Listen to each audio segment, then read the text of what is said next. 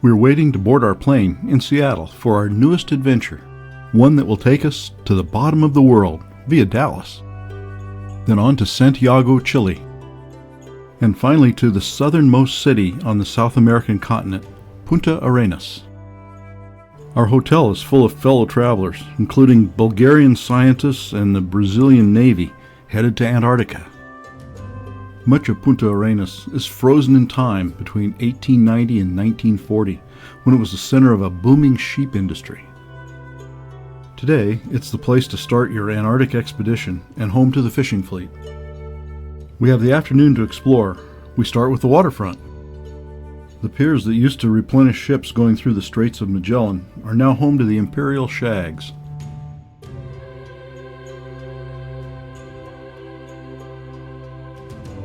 You can see Tierra del Fuego across the Straits of Magellan.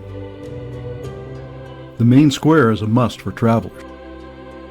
The statue of Ferdinand Magellan is surrounded by the Patagonians he found here. By kissing the Indian's foot, travelers can assure themselves of a successful journey. The last stop on our city tour is the cemetery. Families that grew rich on the sheep and shipping business showed their wealth here.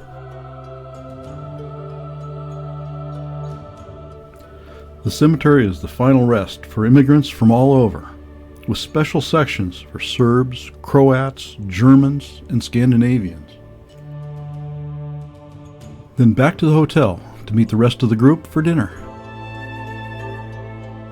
This morning we're headed north to Torres del Paine National Park. On the way north, we see lots of wildlife.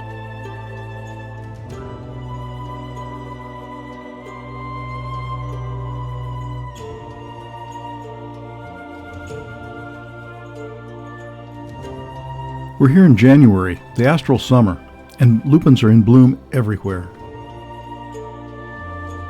We stopped for lunch at Puerto Natales. We all enjoyed the lunch at Don Jorge's. This strange creature is pointing us to our next stop. Looking up Last Hope Sound, we catch a glimpse of our destination, Torres del Paine. In spite of its name, Last Hope Sound has a lot of wildlife.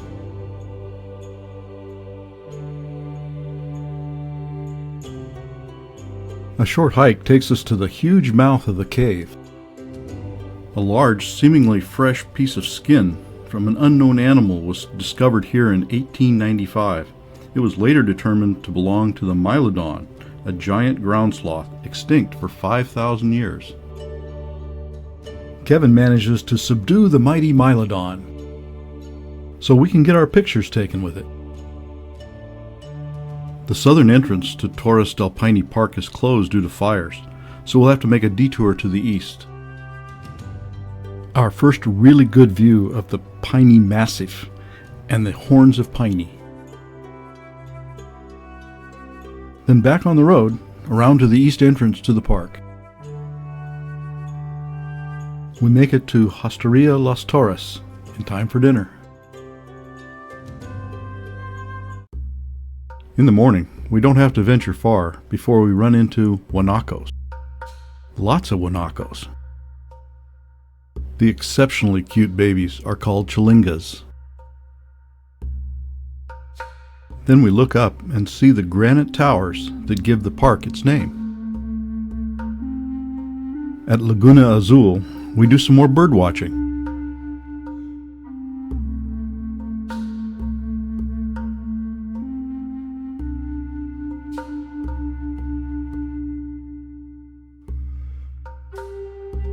As if on cue, the sun breaks through the clouds and lights up the towers, just for us. Kevin gives us a geology lesson. The Piney Massif is a laccolith, a volcano that didn't make it to the surface. The lava was trapped between two layers of rock. Then the top layer eroded away, leaving what we see today. Time for some exercise, a short hike. Our guide Jorge tells us about the local flora.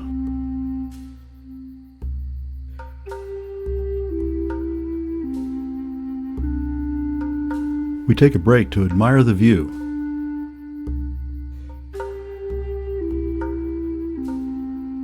Then we run into more guanacos.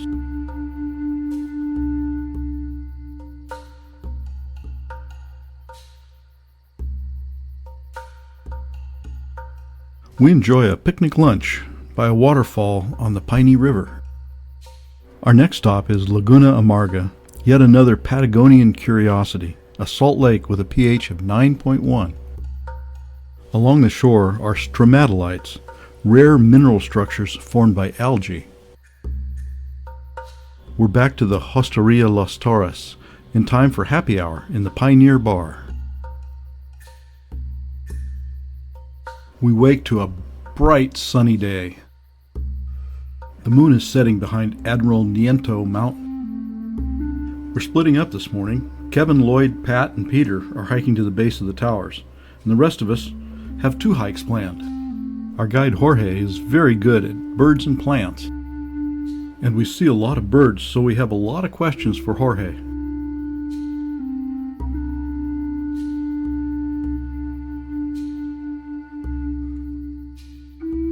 The trail winds gently up through cushion plants. There are plenty of small things that catch our photographer's eye. Then we crest a hill, and the view takes our breath away.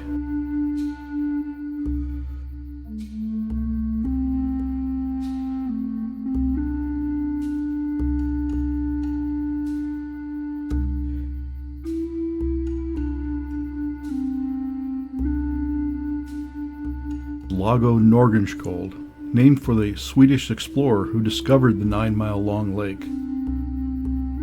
We take time to capture the moment. We follow the trail for a while, and then head down to a knoll overlooking the lake. Everywhere we look, we find something interesting. Interesting birds, interesting exotic flora,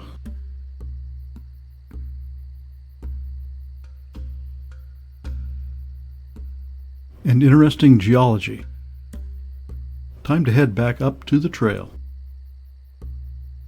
One more picture of Lago Nordenskjöld's blue glacier waters. And then back to the Hosteria for lunch. Our afternoon hike takes us in the direction of Lago Sarmiento. We stop to take pictures of the numerous guanaco, but Jorge hurries us along, saying there will be many, many more. And he's right, guanaco are everywhere. We also see a few rheas. We follow a fence line to the top of a hill. At the top, we're rewarded with a grand view of Lago Sarmiento. Then cross country to a large rock outcropping. Here under this small overhang are the petroglyphs we're looking for. We can clearly see a man, guanacos, and the artist's hand, and maybe a condor. This must have been a very special place for the Ioconic people. Time to head back. And as Jorge promised, more guanacos.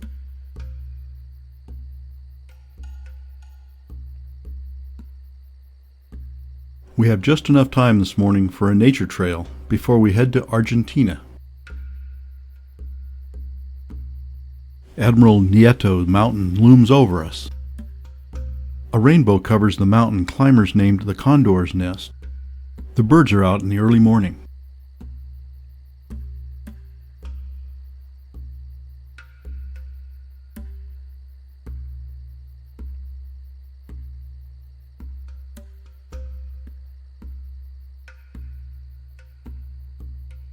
Then it's back to the Hosteria to load up.